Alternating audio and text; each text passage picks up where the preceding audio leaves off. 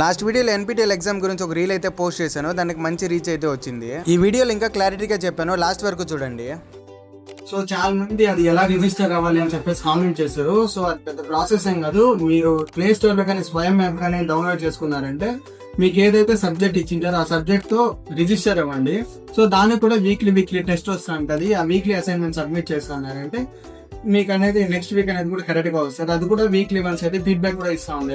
So మీరు కానీ ఎన్పీటీఎల్ లో ఒక సబ్జెక్ట్ ఫెయిల్ అయ్యారు కదా, ఆ సబ్జెక్ట్ అనేది ఒకసారి ఫెయిల్ అయితే మళ్ళీ మీరు దాన్ని ఆన్లైన్ లో రాసుకున్నట్టే ఛాన్స్ అయితే ఉండదు. సో అది మీరు ఏంటంటే మీ కాలేజ్ లో థియరీ ఎగ్జామ్స్ రాసి అంటే మాక్ టెస్ట్ అనేది మీ కాలేజ్ లో రాసుకుని దాన్ని క్లియర్ చేసుకోవచ్చు.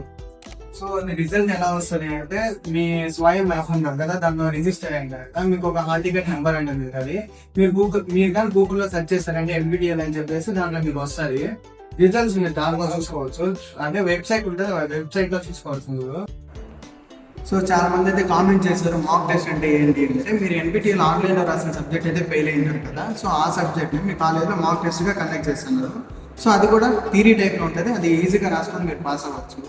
సో చాలా మంది అయితే కామెంట్ చేశారు, బ్రో ఎన్పీటీఎల్ ఎన్ని సబ్జెక్ట్స్ రాసుకోవాలి, 2 రాసుకోవాలా లేదంటే 1 రాసుకోవాలా అని. సో మీకేంటి మీకు ఈజీగా ఉంటే 2 సబ్జెక్ట్స్ రాసుకోండి. లేదు ఒక సబ్జెక్ట్ రాసి నేను అదే పాస్ అవుతానంటే ఒక సబ్జెక్ట్ కూడా కట్టి రాసుకోవచ్చు.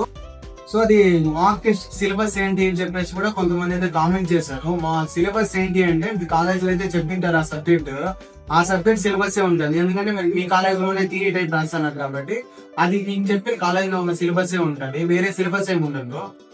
సో అది ఎన్పీటీఎల్ పాస్ అయిన సర్టిఫికేట్ ఎలా డౌన్లోడ్ చేసుకోవాలి అని చెప్పేసి కూడా కామెంట్ చేశారు. అది ఎలా అంటే మీరు గూగుల్లోకి వెళ్ళేసి ఎన్పీటీఎల్ అని చెప్పేసి వెబ్సైట్ ఉంటుంది, ఆ వెబ్సైట్ ఓపెన్ చేసేసి మీ డేట్ ఆఫ్ బర్త్ ఉంది కదా, అంటే మీరు మెయిల్ ఇచ్చిన డేట్ ఆఫ్ బర్త్ ఉంటుంది కదా, డేట్ ఆఫ్ బర్త్ కానీ మీరు సెర్చ్ చేశారంటే మీ యొక్క డీటెయిల్స్ అనేది వస్తుంది. అక్కడ తెలిసిపోతుంది మీ సర్టిఫికేట్, అంటే పాస్ అయితే మీ సర్టిఫికేట్ వస్తుంది.